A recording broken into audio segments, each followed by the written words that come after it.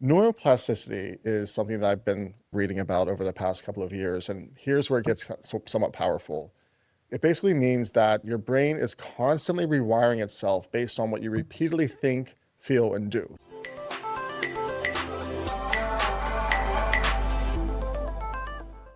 Hi, welcome back to the Mind Body Method podcast, and I am your host, Josh Grimm.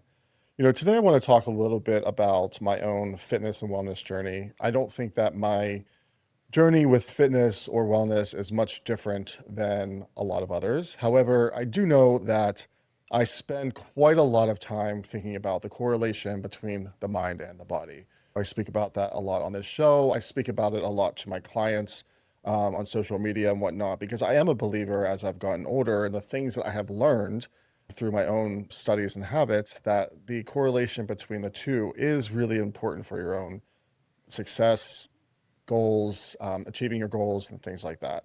So, what I want to talk a little bit about today is specifically neuroplasticity, a little bit of like heart and brain cohesion, and morning routines, things that are all very important to me. So, let's get into that. Yeah.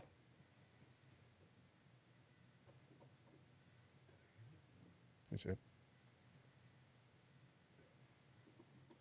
Everybody talks about the mind and body connection, but most people don't actually know what that means. They think it's just stay positive, work out, take care of yourself. But the reality is that your mind and body are in constant communication every second of the day. If you don't learn how to control that connection, it will control you. So, what it actually is that the mind body connection is the relationship between, your thoughts, your emotions, your feelings, and your actual physical state. Your thoughts create, chemical reactions in your brain, and those chemicals affect your nervous system, and your body then responds. So when you're stressed, when you're anxious, you're overwhelmed, that's just not in your head. Your body is literally, it's tightening, it's giving you a response, it's holding tension, it's increasing your cortisol levels and increasing your stress and shifting more into a survival mode or like a fight or flight mode. On the flip side, when you're calm, you're focused and intentional, your body shifts into a completely different state. It's better recovery, better digestion, better decision-making skills, clearer thinking, more energy. So, this isn't just mindset like fluff, it's actual physiology. Neuroplasticity is something that I've been reading about over the past couple of years, and here's where it gets somewhat powerful.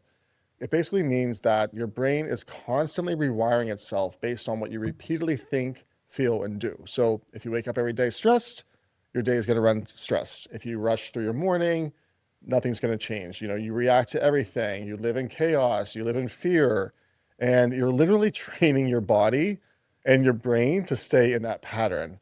But the opposite is also true. If you intentionally practice to stay present and calm and focused and disciplined, then your body is going to react in those ways as well. It brings on full awareness and present behaviors. You can actually rewire your brain to operate from that place. And that's why routines matter. You're not just going through motions, you're going through an actual plan to get to the end goal, right? There's something that's even a little bit deeper that I really like to talk about, and that's the heart-body coherence. This is when your brain, your nervous system, and your heart are all kind of in sync. It operates on a completely different level. You feel more grounded of them all working together, more clear, more in control. And one of the simplest ways to tap into this is through mindful practice, through your breath, slow, controlled breathing, bringing your heart rate into a rhythm, calms your nervous system and signals to your brain that you're safe in control. That's why something as simple as breathing or meditative practices or breathing practices, being present, slowing down, can completely shift, your state in mere minutes. When we talk about the mind and body connection, we're not talking about something abstract.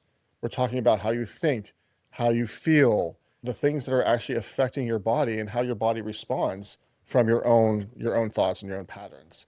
All working together, and the more aware you become of that, the more control you have over your energy, your decision-making skills, your performance, and ultimately your lifestyle. So if you think about working everything together, bring it into a foundation, and everything else that we talk about here on the Mind Body Method, you know, things will get easier. One of the most important things I find to start our days off right is to have a proper, healthy morning routine. Today, I want to talk about something that I think is one of the most underrated game changers in your life, and that's your morning routine.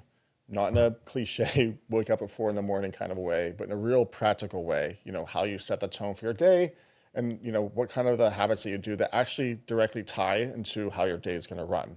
Today, I'm going to break down why morning routines matter and what they actually do for your mind and for your body. And then I'll walk you through, of course, my personal routine.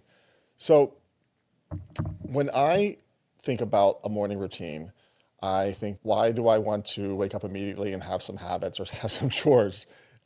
But people want to go into some sort of reaction mode. They check their phone, they respond to texts, they scroll Instagram, or they jump right into work stress, life stress. And what happens? You're already kind of behind mentally. You didn't choose your mindset, your environment chose it for you. So a morning routine kind of flips that. It puts you into a world where you have control and where you can access the things that you want your work life and your personal life to look like that day. This helps regulate the nervous system and kind of sets you up for success, creates mental clarity, and then you build some disciplinary habits to help guide you along through your day, having small wins very early on. When you do that consistently, you're not just having better mornings, you're actually building a stronger identity, and you're becoming someone who is a little bit more intentional, grounded, proactive, and ultimately making better decisions. That carries into your workouts, your nutrition, your business, your relationships, and everything else.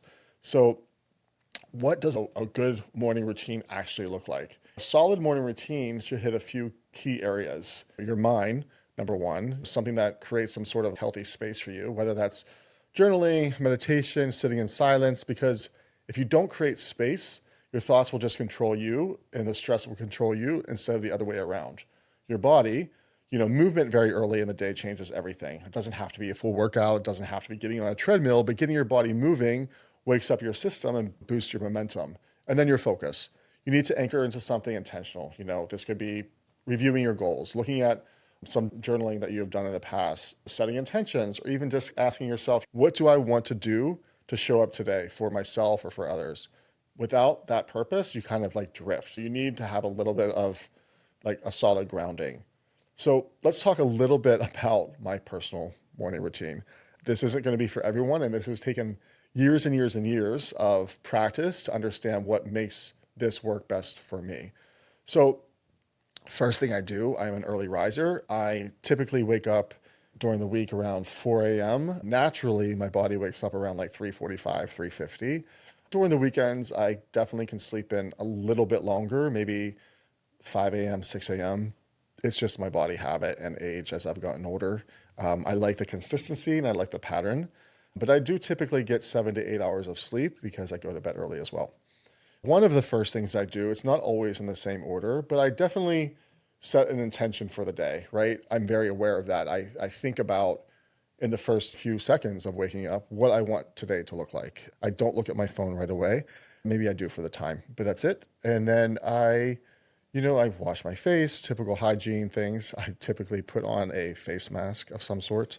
And I always drink my creatine and some sort of turmeric powder or green powder right away. I do that before I actually wash my face, just to get that first 8 ounces to 12 ounces glass of water.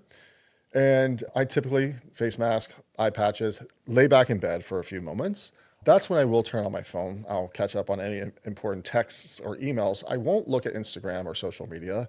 I'm not massive into scrolling anyway, so that's not a big habit for me to have suppressed. It's not my favorite thing to do. I rarely do it. And I will take this time to meditate. I will do some sort of meditation, whether it be fire breath meditation, it will be guided meditation from an app. A lot of times it's just some breath work meditation. When it comes to meditations, I've been doing these for so long and so many years. There are multiple kinds that you can do. You just have to kind of learn the ones that work best for you. And I'm able to figure out the ones that I need for that day, depending on maybe some stressors that are in my life or things that are going to be coming up throughout that day, the day ahead. Let's see. After meditation, it's when I get up, make my bed. Make sure it's all very precise and clean. I actually always, not always, but I often vacuum at that time as well, or I have one of those little vacuum guys that runs around. Breakfast time for me is always the same staples. I am at this place right now where I really enjoy 2 pieces of sourdough toast, cottage cheese with fresh black pepper, maybe a little bit of guacamole, and then some sort of rice with egg whites and another protein, such as chicken meatballs, turkey meat, something like that. Hot sauce, I'm good to go. That's half the breakfast there. Then there's usually an added benefit of having a bowl of Greek yogurt with berries, honey, and then I pour a protein shake on top of that. So that's quite a lot to eat at 4:30 in the morning, but because of my day that's going to be ahead, that's probably my biggest meal of the day. Let's see what else. If I have time, and it's not even if I have time, if I feel inspired to, I've been into journaling again lately, not in a very not in a very common way, I guess. If when it comes to journaling, I have a journal and I might say 3 things that day that I was grateful for from the day before. I will say an intention of what I want this day to look like, and I will say of something I want to let go. Usually the letting go thing is maybe if I'm having some sort of feeling or anxiety about something that's coming ahead in the day. It's usually pertaining to work. And the intent is usually for kind of the antagonist of that. So those 2 usually go hand in hand. And that's kind of my morning. I watch a little bit of TV and while I'm eating my breakfast. It's a pretty busy morning, but it's a stretch of an hour and 45 minutes before I'm out the door. But that's every day. So I urge you to find your own morning habits and morning routines that work for you. Play around with them, but it's a fun thing to do to kind of let go of some bad habits, which you know what they are. The doom scrolling, comparison, and starting your day with stress. Get rid of the stress, create new habits.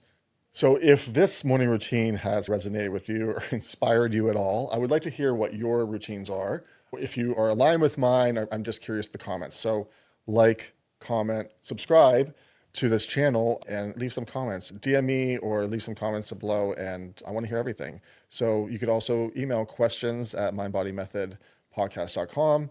My Instagram is joshgrimm_fitnut. Let me know. Thanks. Thank you for joining me today on Mind Body Method. This podcast is part of Pride House Media, hosted by me, Josh Grimm, produced and edited by Josh Rosenzweig. Original music composed by Nell Balabin. If you enjoyed this episode, please subscribe wherever you listen to podcasts. And while you're there, leave us a rating and review. It really helps others to discover the show.